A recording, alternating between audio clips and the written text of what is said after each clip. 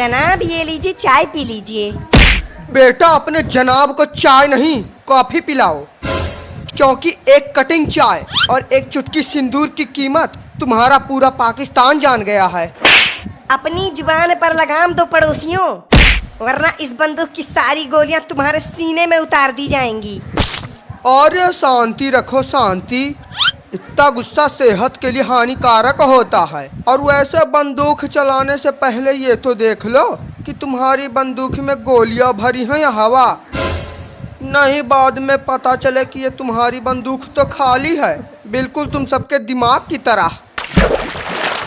बस बहुत हुआ जनाब, सिर्फ आप एक बार हुक्म करिए, फिर देखिए मैं इस बुढ़े के साथ इसकी पूरी टोली को कैसे मौत की नींद सुलाता हूँ।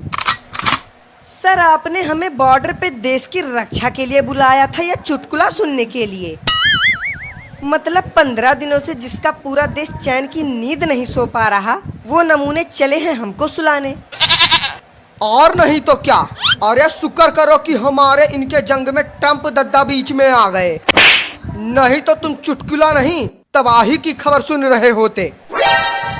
और वैसे हमारे दिमाग से एक बात नहीं निकल रही कि जब एक चाय से इनका ये हाल हो गया तो दावत पर तो क्या ही होगा।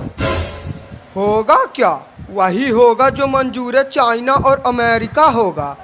अपनी हैसियत से लाखों गुना ज्यादा तो कर्जा ले रखा है इन्होंने, फिर भी 2 वक्त का आटा बड़ी मुश्किल से आता है, तो फिर दावत तो भूल ही जाओ। जनाब आप कुछ करते क्यों नहीं? आखिर कब तक आप मुँह छुपाते रहेंगे? यहाँ दुश्मन हमें एक से एक ताने सुना रहा है और आप है कि आराम से मुँह छुपा कर बैठे हैं।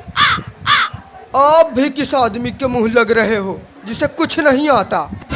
और ये कल तो ये मेले में फुग्गा फोड़ने गए थे, फुग्गा तो फूटा नहीं, उल्टा फुग्गे वाले को ही गोली मार दी। हाँ बात तो तुम्हारी सही है, इनके दावत से अच्छा तो अपने यहाँ की चटनी रोटी है, कम से कम शांति से बैठकर खा तो सकते हैं। खामोश खामोश खामोश।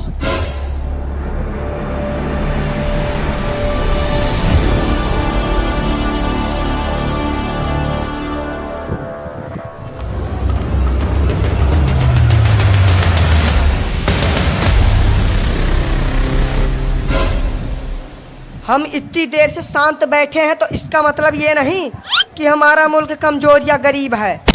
और बात रही उस ट्रंप की, तो उसके जैसे 10 ट्रंप अभी यहीं खरीद के बेच सकते हैं।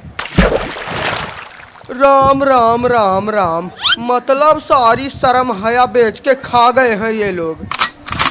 अरे इतना लंबा तो हमारा नीरज चोपड़ा भाला नहीं फेंकता जितना ये सब फेंक रहे हैं। हाँ बुढ़े, फेंकते तो हम हैं ही, चाहे वो बातें हो या गोला बारूद। और आज इसका एक जीता जागता सबूत तू भी है। लेकिन चल, अब तेरा टाइम भी पूरा हो गया है, ऊपर जाने के लिए तैयार हो जा। 1 2 3। लो ये चाइनीज माल भी फुस हो गया, बिल्कुल इन्हीं की तरह। इससे बेहतर तो हमारे यहाँ दिवाली के पटाखे चलते हैं। अरे ये तो वही बात हो गई कि नाम बड़े और दर्शन छोटे, ऐसे लोग तो अपने बाप के भी नहीं होते। दर्शन छोटे? अरे ये कहो कि दर्शन खत्म। अगले कुछ दिनों में इनके पूरे देश का दर्शन मिलना मुश्किल हो जाएगा। नामकूल, ये कैसे खराब हथियार लेकर सरहद पर आ गए हो? दुश्मन के सामने हमारी और हमारे मुल्क का नाम खराब करने पर तुले हो? अरे जनाब धीरे बोलिए धीरे, वरना दुश्मन को पता चल जाएगा कि ये कोई हथियार नहीं बल्कि खिलौना है, खिलौना। वैसे भी हमारे सरकार के पास इतना पैसा नहीं है कि वो नए नए महंगे और खतरनाक हथियार खरीद सके। यही बात तो हम कब से कह रहे हैं। अरे जिसकी सरकार को 1 किलो आटा खरीदने में 7 पुश्तें याद आ जाती हैं, वो चले हैं युद्ध का सामान खरीदने। अब सर जब इनकी सरकार ही निकम्मी है तो उम्मीद ही क्या करेंगे। मैं तो कहता हूँ कि इन्हें सबसे पहले अपना प्रधानमंत्री बदलना चाहिए। क्या पता प्रधानमंत्री के साथ साथ इनकी किस्मत भी बदल जाए। हाँ भैया बात तो तुम्हारी सही है, जब सरपंच में ही खोट है तो गांव तरक्की कहां से करेगा। काश हमें भी आपके मोदी जी जैसा एक अच्छा और बहादुर प्रधानमंत्री मिल पाता, लेकिन जब नसीब में ही लिखा है अंधेरा तो कहां हो पाएगा सवेरा। गद्दार कहीं के, जिस मुल्क का नमक खाते हो उसी से गद्दारी करते हो। बस बहुत खा लिया इस देश का नमक, अब गोलियां खा। अरे ये वाली तो असली निकल गई। जनाब ये क्या कर दिया आपने?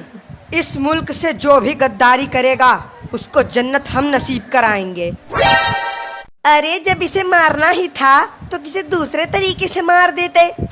गोली चलाने की क्या जरूरत थी? वैसे ही गोलियां इतनी महंगी आती है जिसे खरीदने से हमारे मुल्क की पूरी हालत खराब हो जाती है, और आप हैं कि इन्हें बिना बात के जाया कर रहे हैं। ये लो, अभी तक तो खाली इनकी आर्थिक स्थिति ही खराब थी, लेकिन अब तो मानसिक स्थिति भी बिगड़ती जा रही है। अरे इनके लिए तो दुनिया भर के अस्पताल और पागल खाने भी कम पड़ जाएंगे। तो सर इसमें क्या दिक्कत है? हमारे यहाँ की सड़कें हैं ना, जिस तरह हमारी सड़कों पर आवारा सांड घूमते हैं उसी तरह से ये भी घूम लेंगे। वाह वाह, क्या बात कही है। आवारा सांड, सड़क सड़क आवारा सांड, इस बात पर तो गोल्ड मेडल मिलना चाहिए। Gold medal? अरे इस बात पर डायमंड का मेडल मिले तो भी कम है। यहाँ तक कि दुनिया के सारे मेडल इस बात के लिए कम पड़ जाएंगे। ये लो, हमारी भी मत मारी गई है जो हम ऐसे लोगों के सामने खड़े होकर बात कर रहे हैं जिनके पास तो ना तो मेडल है ना ही गोल्ड है, और डायमंड तो जिंदगी में देखा ही नहीं होगा। डायमंड ये क्या होता है? कोई खाने की चीज है क्या? लो देख लो, इन भूखे नंगों को यहाँ भी खाना ही सूझ रहा है। बस बुड्ढे, बहुत हो गई तेरी बकबक। हाँ बेशक हमने डायमंड नहीं देखा, लेकिन आसमान का तारा बेशक देख रखा है। कसम खुदा की, जल्द ही तेरे इस देश को आसमान का तारा बना दूंगा। ओए मुझे बुढ़ा बोलने वाले दढ़ियल, अगर तूने मेरे प्यारे देश की तरफ आंख उठा के भी देखा तो तेरी इन्हीं आंखों को निकाल के बंदूक की गोलियां बना दूंगा। हाँ, और हम उन्हीं गोलियों को बंदूक में डालकर धड़ाधड़ फायर कर देंगे। बुढ़े पहले अपनी आंखें तो ठीक करा ले, और ऐसी बातें सिर्फ फिल्मों में अच्छी लगती हैं। असल जिंदगी में ऐसा बोलने और करने में जमीन आसमान का अंतर है। अच्छा ऐसी बात है तो ठीक है, आज हम इसी जमीन आसमान के अंतर को खत्म किए देते हैं।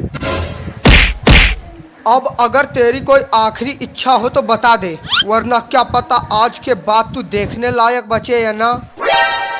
अरे जनाब ऐसा मत कीजिए। अगर आपको कुछ निकालना ही है तो हमारे कट्टे से राशन निकाल लीजिए, लेकिन हमारे जनाब को छोड़ दीजिए। अभी तो इनका निकाह भी नहीं हुआ है। ठीक है, हम तुम्हारे जनाब को छोड़ देंगे, लेकिन उसके बदले तुमको अपनी जान से हाथ धोना पड़ेगा। इस गधे के लिए कौन अपनी जान दे? जाने दो इसे जहन्नुम में।